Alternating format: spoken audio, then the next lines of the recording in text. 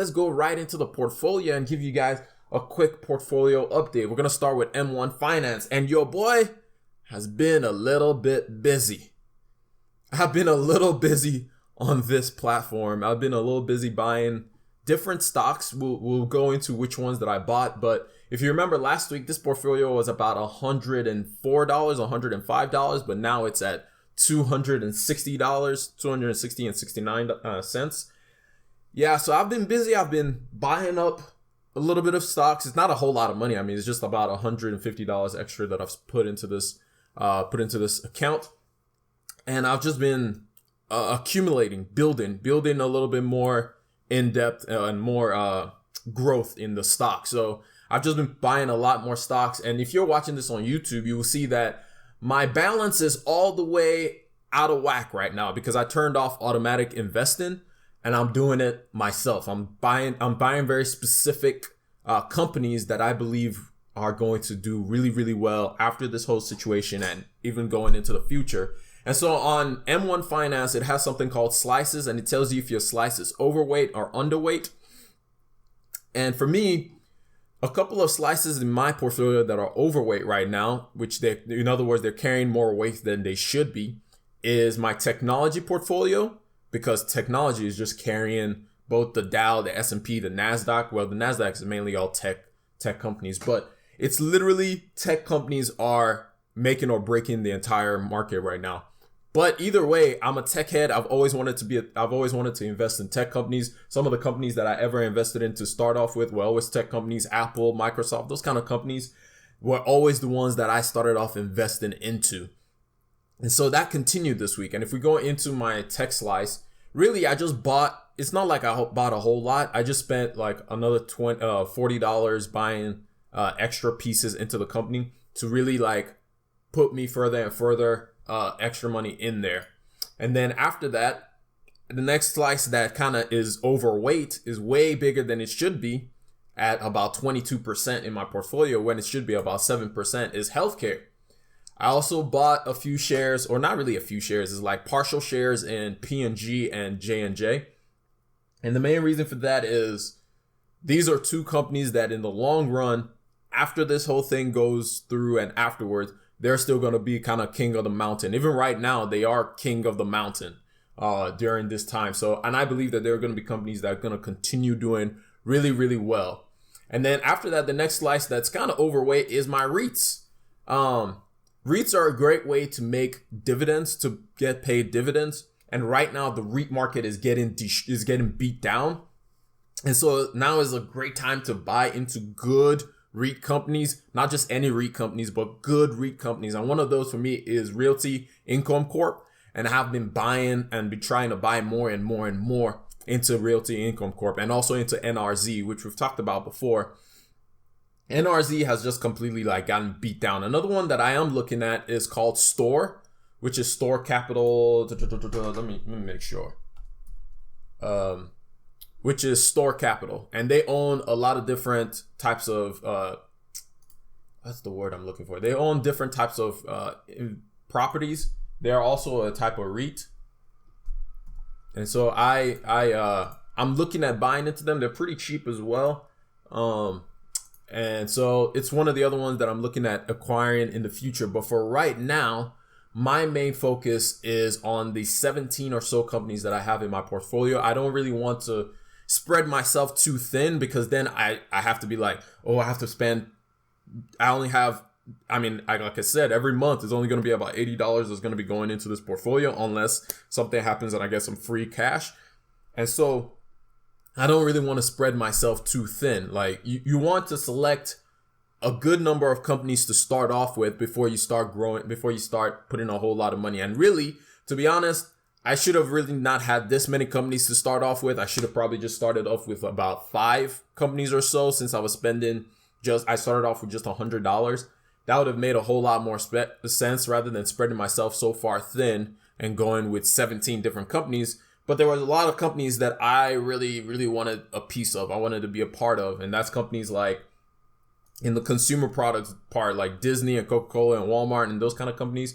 And so what ended up happening is just that because of that, I am in a position where my money may not be going as far, which means I won't be getting as much with dividend payments and those kind of things, which is fine because it will eventually grow to that point where I will be receiving more. The point is you just got to start and then you just work your way through. It's part of that is I learned afterwards that it's better to start off with buying a few companies rather than jumping into the waters and buying way too many companies. If diversification is good, but over diversification can be kind of terrible. It's kind of like when you're cooking something and somebody keeps on putting more stuff into the pot. It's like sometimes when you're making a steak, for example, all you need is salt and pepper. You don't really need to put any other spices on that thing. Just put salt and pepper, a little bit of olive oil, and you're good. And your steak is going to come out real good. But once you start throwing all these other spices in there, you start trying to be too fancy with it, then you just confuse yourself and you mess yourself up. And that's kind of what happened with this whole thing is I started off, and as you guys know, I'm learning as I'm going on with this journey. I'm learning as I'm figuring out a little bit more, and I'm sharing that learnings with y'all so you don't have to make the same mistakes that I've made. And so starting off small, by that I mean starting off by buying a few companies so that you own more shares in the company rather than me over here owning just about $20 in Microsoft and $20 in Apple. You can make more, you can end up doing better if you start off just maybe consolidating that more. Maybe I should have started off just getting a bunch of REITs, or maybe not a bunch of REITs, but getting a good portion of REITs and then on the other side also like investing in some other things. I don't know. That's one thing that I'm learning.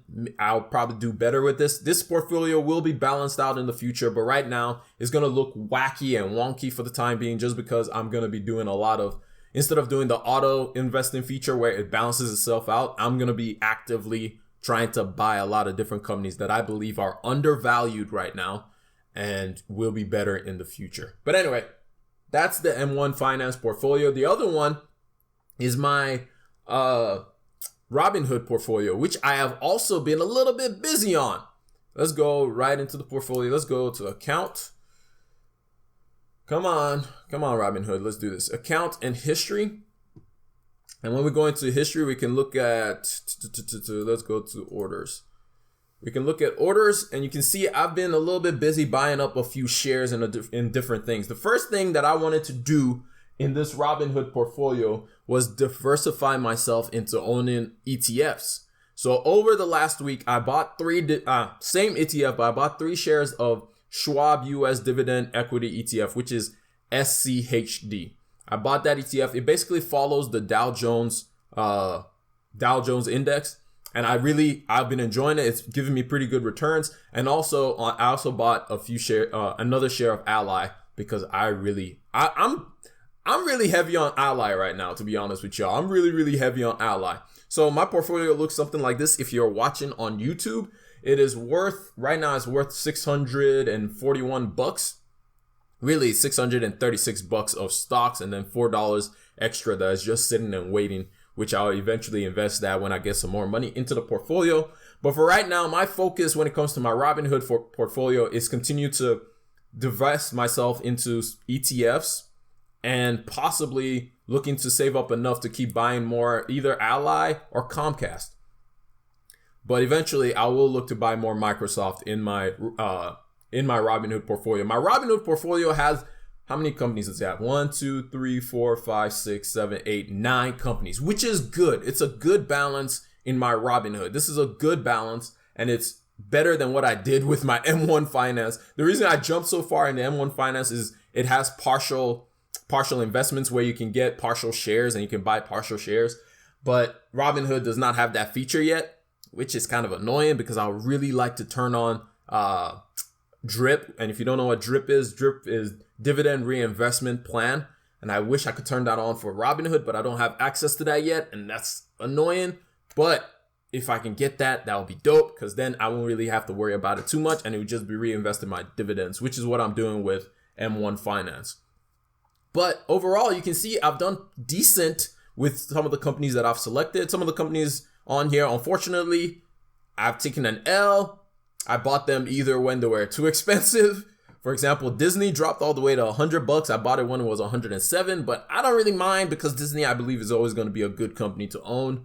And then Square, I bought Square when it was $78 and I've lost $17 since I bought it. But I'm fine with that because I believe Square will continue to grow and do well in the future. But overall, I think I've done a pretty decent job with the companies that I have bought and the returns that I've seen on those companies.